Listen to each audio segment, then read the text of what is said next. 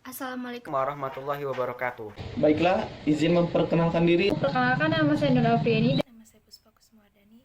Nama saya Sebisinta Farani Nama Jaya Firmansyah. Nama saya Jafira Dia Sabrina. Nama saya Ramdhoni. dari kelas 12B. asal sekolah SMA Negeri 1 Kota. Saya di sini akan menjelaskan nomor 1, yaitu apa pengertian teori, apa pengertian evolusi, dan apa pengertian teori evolusi. Untuk poin pertama, apa pengertian teori? Teori adalah serangkaian bagian yang saling berhubungan dan menghadirkan suatu pandangan secara sistematis mengenai fenomena dengan menentukan hubungan antar variabel dengan maksud menjelaskan fenomena alamiah.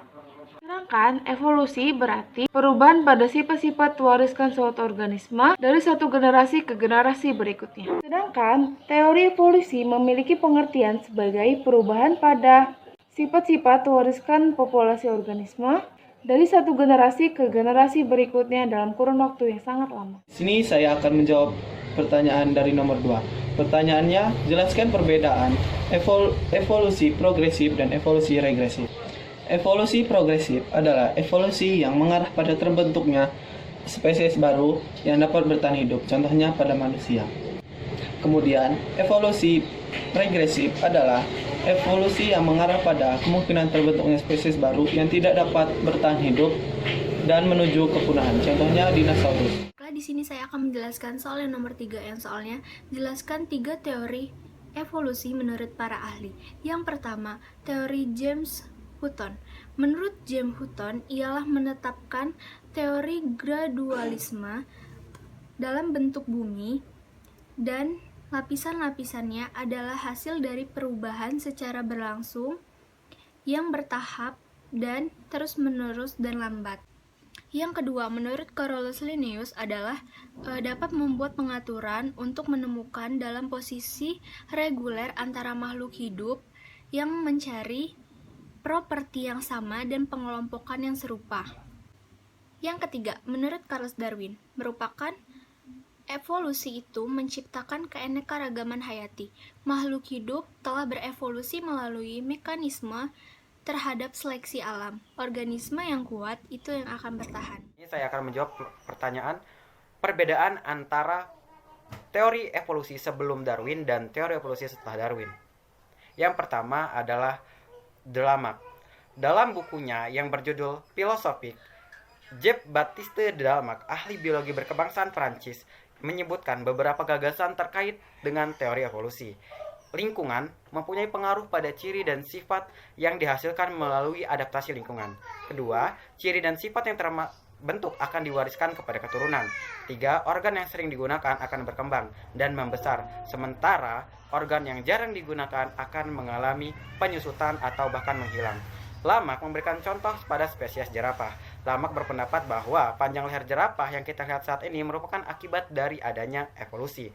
Menurut Lamarck, di masa lalu jerapah hanya ada satu jenis, yaitu jerapah berleher pendek. Nah, karena makanan jerapah ini ada di pucuk daun yang tinggi, mau tidak mau jerapah harus berusaha untuk menggapai dedaunan tersebut. Jerapah pun menguatkan otot lehernya dan menggunakannya secara maksimal, sehingga lehernya pun menjadi panjang.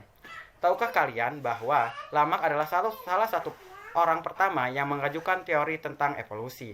Menariknya, gagasan yang dikeluarkan oleh teori evolusi Lamarck ini menghasilkan 2 fakta penting. Yang pertama, adanya penemuan fosil yang memperlihatkan bahwa makhluk hidup zaman dulu berbeda dengan makhluk hidup masa sekarang. Kedua, teorinya menjelaskan mengapa setiap makhluk hidup memiliki adaptasi yang baik terhadap lingkungan. Gagasan Lamarck ini memperlihatkan bahwa tiap makhluk hidup punya cara adaptasi sesuai dengan cara hidupnya masing-masing. Ada beberapa perbedaan dari teori revolusi Darwin dan Lamarck. Setelah Charles Darwin melakukan perjalanan ke Kepulauan Galapagos di pesisir Amerika Selatan, saat meneliti ke sana, Darwin mendapatkan pengalaman yang tidak terduga. Ternyata, variasi hewan dan tumbuhan di Kepulauan Galapagos sangat terlihat jelas. 2 hewan yang membuat Darwin takjub adalah burung finch dan kura-kura Galapagos. Mengapa demikian? Saat Darwin amati, ternyata burung finch yang ada di sana memiliki banyak variasi jenis. Menurut Darwin, pada mulanya burung finch ini berasal dari salah satu spesies pemakan biji di Amerika Selatan. Karena mencari makan, burung-burung finch ini kemudian bermigrasi dan terdampar ke tempat yang berbeda. Ada yang pergi ke tempat dengan banyak biji-bijian, ada yang dipenuhi serangga, dan ada yang pergi ke tempat banyak bunga dan nektar.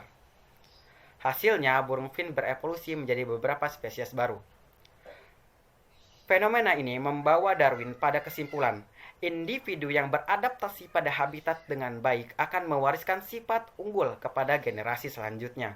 Lebih jauh lagi, sifat unggul ini lama-kelamaan dapat mengubah bentuk asli dari spesies sebelumnya, sehingga berevolusi menjadi spesies yang sama sekali berbeda.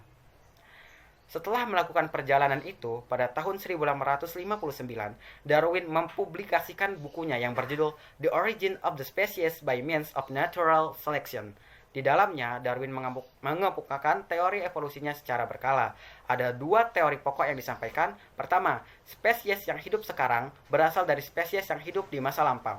Kedua, evolusi terjadi melalui seleksi alam. Seperti halnya Lamarck, Darwin mencontohkan teorinya dengan spesies jerapah yang saat ini berbeda dengan Lamarck. Darwin berpendapat pada masa lalu jerapah ada 2 jenis, yaitu berleher panjang dan berleher pendek. Kedua jerapah ini sama-sama mengambil makanan dari pucuk ranting. Lama-kelamaan, jerapah yang berleher pendek, seperti halnya Lamarck, Darwin mencontohkan teorinya dengan spesies jerapah yang ada saat ini. Berbeda dengan Lamarck, Darwin berpendapat pada masa lalu jerapah ada 2 jenis, yaitu jerapah berleher panjang dan berleher pendek. Kedua jerapah ini mengambil makanan dari pucuk ranting. Lama-kelamaan, daun yang berada di bagian bawah mulai habis dan tersisa daun di batang pohon yang tinggi. Kedua spesies ini akan berkompetisi untuk mengambil daun tersebut. Dan karena jerapah leher pendek kesulitan untuk menggapai dedaunan yang tinggi, akhirnya jerapah yang berspesies leher pendek ini menjadi terseleksi secara alam.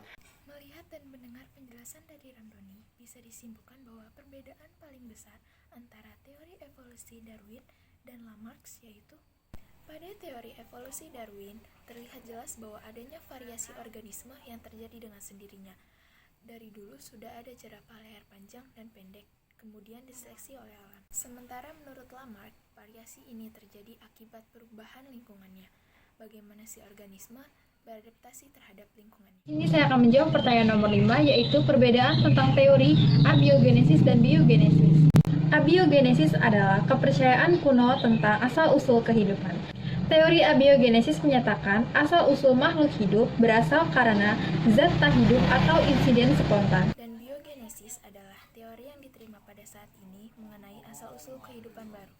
Teori biogenesis menyatakan bahwa asal-usul kehidupan adalah karena sel-sel hidup yang sudah ada pada sebelumnya atau disebut dengan organisme. Jadi, perbedaan biogenesis dan abiogenesis adalah abiogenesis merupakan asal-usul kehidupan yang berasal dari benda tak hidup yang lain. Sedangkan biogenesis merupakan asal-usul kehidupan yang sudah ada dari sebelumnya, atau contohnya sel. Baiklah, sekian dari video kami. Apabila kami ada salah, kami mohon maaf. Saya akhiri, wassalamualaikum warahmatullahi wabarakatuh.